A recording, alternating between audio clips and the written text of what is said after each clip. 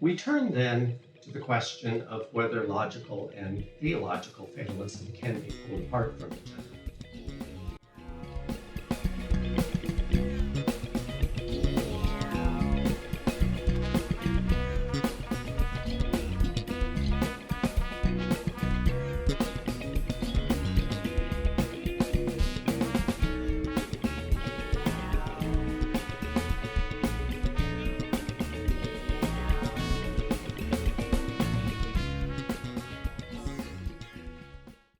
Perhaps so. There is a standard response that grabs onto both positions, because both positions, it turns out,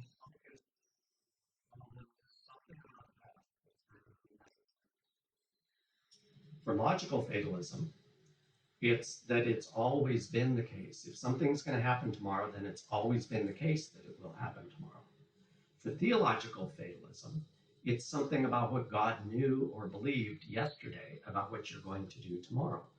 So in both cases, you've got a claim about the past that's supposed to be necessary because it's about the past, and it entails something about the future. And so the inference in both cases is the same. Voluntariness gets lost in the face of the unavoidability in question. Now, suppose you say this, look, this is, by the way, William of Ockham's response to both arguments, but he was thinking about theological fatalism primarily.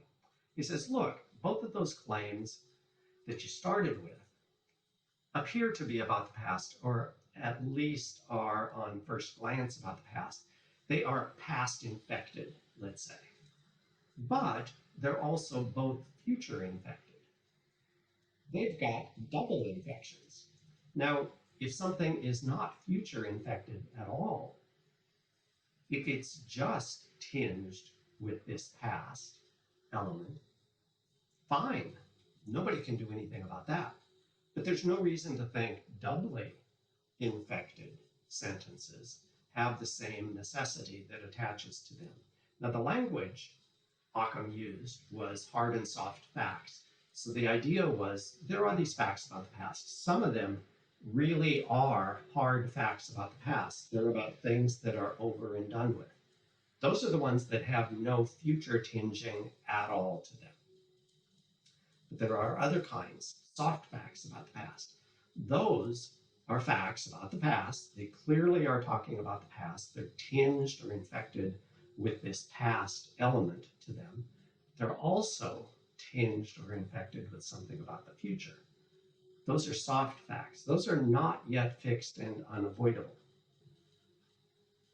All right, now that's an interesting response to both arguments. But when you think about each of the two arguments, you might, with Augustine, I think Augustine thought this way, you might say, look,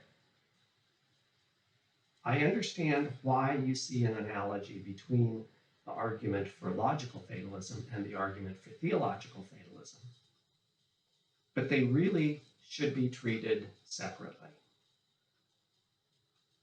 Now, this would be anachronistic because Occam lives considerably after Augustine. But one thing you can say on Augustine's behalf is, yeah, I'll give you Occam's response to the logical fatalism argument, but I don't think it helps with the theological fatalism problem.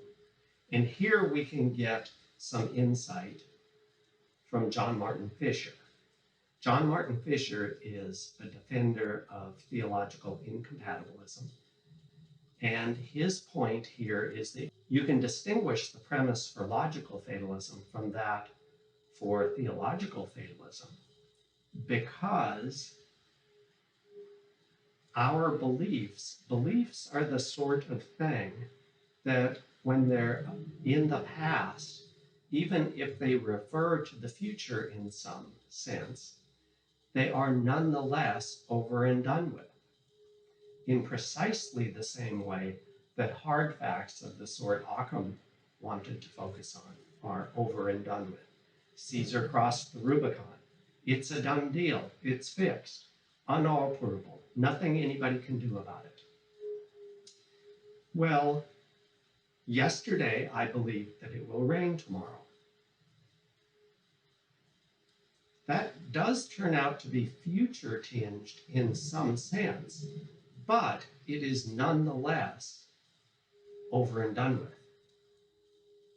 It's the content of the belief was about the future, but the belief, the state of mind in question that properly characterized me yesterday is a state of mind that's over and done with. There is nothing anybody can do to change that.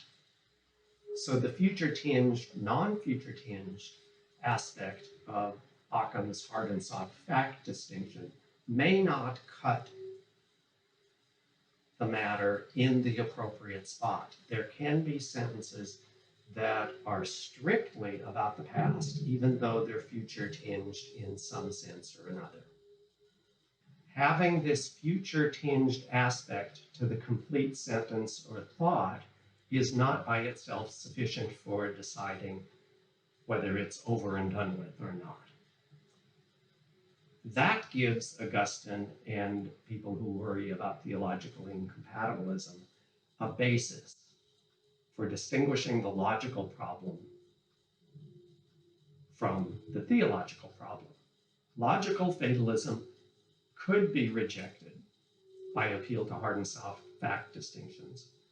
Theological fatalism might not be so easily rejected as that.